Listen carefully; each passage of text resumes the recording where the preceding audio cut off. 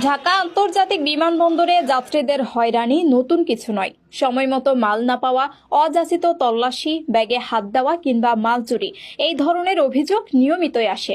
এবার আনসার সদস্যের মাধ্যমে চুরির ঘটনা তা আরও উদ্বেগজনক করেছে।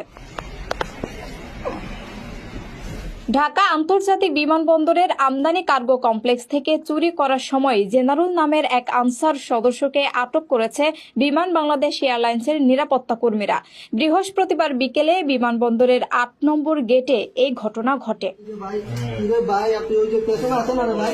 নিরাপত্তা তল্লাশি শেষে জেনারুলের বুট, জুতা, প্যান্ট ও শার্টে লুকিয়ে রাখা অন্তত ১৫টি মোবাইল ফোন উদ্ধার করা হয়।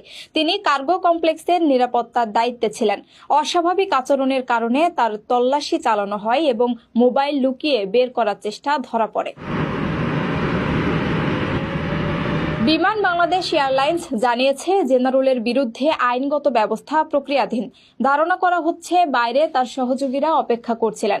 বিমানবন্দর প্রশাসন ও নিরাপত্তা বিভাগ সতর্ক অবস্থানে রয়েছে এবং ভবিষ্যতে এমন ঘটনার পুনরাবৃত্তি রোধে কঠোর পদক্ষেপ নেওয়ার প্রতিশ্রুতি দিয়েছে।